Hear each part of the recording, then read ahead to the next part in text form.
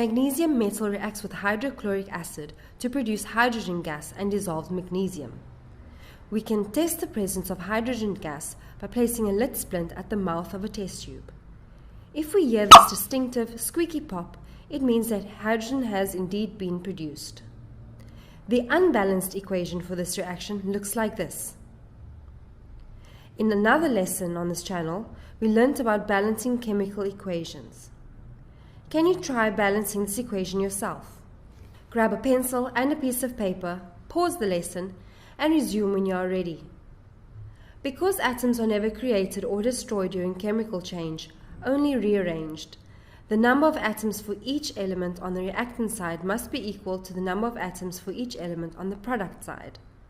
So the balanced equation will look like this.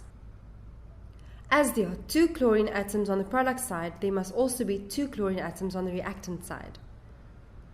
You can also see that the number of hydrogen atoms is also balanced because there are 2 hydrogens in the hydrochloric acid on the reactant side, and there are 2 hydrogens on the product side. Now, we are not quite done with this chemical equation. For this equation to be complete, we must also include the state symbol for each reactant and product.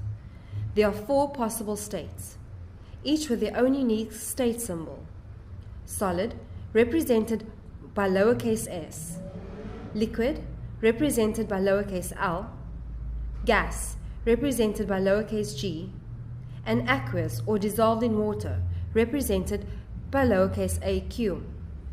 This is written after each reactant or product in brackets and in subscript, meaning a bit lower than the actual text. As magnesium metal is solid, we represent this state with lowercase s in brackets, in subscript right after the symbol. Hydrogen gas has a state symbol G because it is a gas.